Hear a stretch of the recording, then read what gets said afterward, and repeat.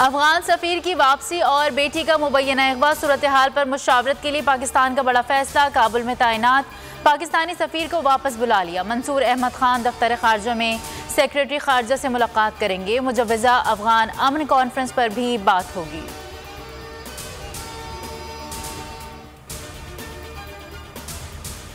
अफगान सफ़ीर की बेटी का मुबैना अगवा, पाकिस्तान ने फौरी तहकीकात शुरू की, मुकदमा दर्ज किया। फिर भी अफगान सफ़ीर और सिफारती अमले की वापसी, अफगानिस्तान से मामला सिक्योरिटी खदशात करार दे दिया।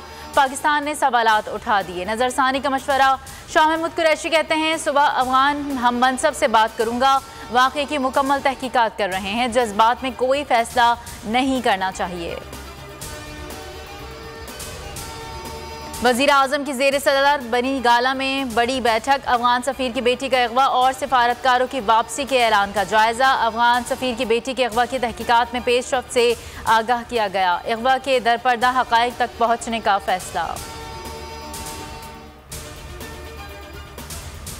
मुल्क में कोरोना की शिद्दत, मज़ीद 30 अमवात, 2452 नए केसेस रिपोर्ट। मस्बत केसेस की शरह 4.95% रही। कराची और लाहौर में डेल्टा के वार बढ़ गए। सिंध में सयाहती मकामात पर दाखिला वैक्सीनेशन से मशरूत। शादी हॉल्स में 200, खुली फिजा में 400 मेहमानों की इजाज़त होगी। नया हुक्मनामा जारी। दीरबाला के सयाहती मकाम कुमराट में गाड़ी सैलाबी रैले में बह गई, 3 अफराद डूब गए, 2 लाशों को निकाल लिया गया। जौं बहक अफराद की शनाख्त न हो सकी।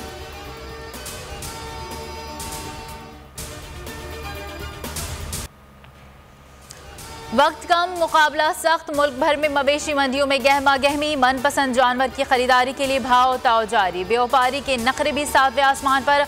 खूबसूरत और तगड़े बैल, बकरों और ऊँट के चर्चे, गली गली मोहल्ला मोहल्ला रौनकें बढ़ गईं।